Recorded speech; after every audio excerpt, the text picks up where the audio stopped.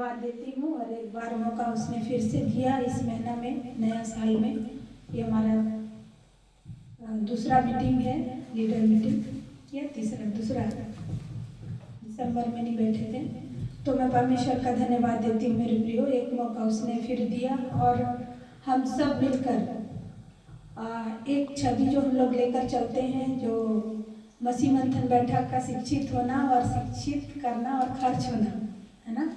तो पूरा महीना भर में परमेश्वर का धन्यवाद करती हूँ मैं कि हम लोग घर बैठे, बाहर तो मैं नहीं जा पाई, लेकिन घरे बैठे हम कई लोगों का कन्फ्यूजन दूर किए। और बाइबल हमेशा कहती है ना, बुलाए हुए तो बहुत हैं पर चुने हुए थोड़े लोग हैं। और हम सब जानते हैं मसीह मंथन बैठक वाले कि हम चुने हुए लोग और सही शिक्षाओं से शिक्षित किए गए हैं। हम खुद भी शिक्षित हैं और दूसरों को भी शिक्षित कर सकते हैं।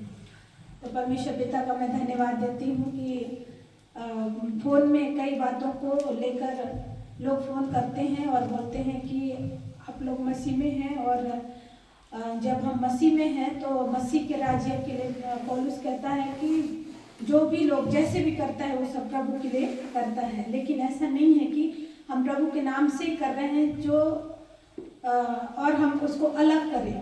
प्रभु के नाम से कर रहे हैं इसके मतलब नहीं कि उसके राज्य में, उसके वचन में मैच ना खाए उसको हम करें, है ना। ऐसा नहीं हो सकता ना। तो बहुत लोगों ने तो बोले कि प्रभु के नाम से करना है तो हम कुछ भी कर सकते हैं, उसके नाम से हम कुछ भी खा भी सकते हैं। तो कोई बात नहीं, जिसको जैसे खाना बनता है खाइए, जैसे पहनना बनता है पहनिए। लेकिन रही बात शिक्षा की, तो जो वचन के बाहर है हम वो शिक्षा को नहीं मानते और हम वचन से बाहर हम शिक्षा हम देते भी नहीं हैं।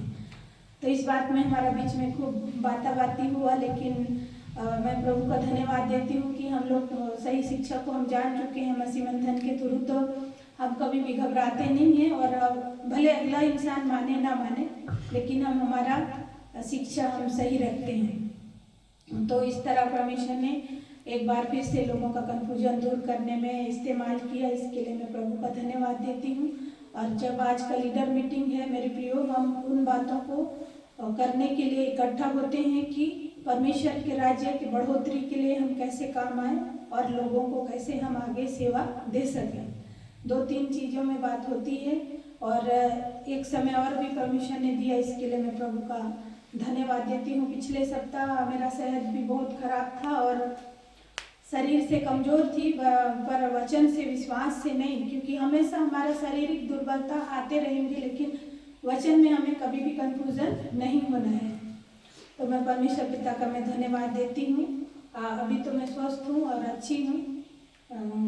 पूरा 3-4 महीने से मेरे को सर्दी खांसी बहुत ज़्यादा घेर लिया था, लेकिन अभी सर्दी जैसे गया वैसे मेरा शरीर भी ठीक है। इसके लिए मैं परमेश्वर का धन्यवाद देती हूँ और आगे का जो भी काम होगा वो कामों को करने के लिए अब हम आगे भी आ सकते हैं। तो मैं परमेश्वर पिता का मैं धन्यवाद देती हूँ और आप सभी को भी एक बार फिर से जय मसीह की।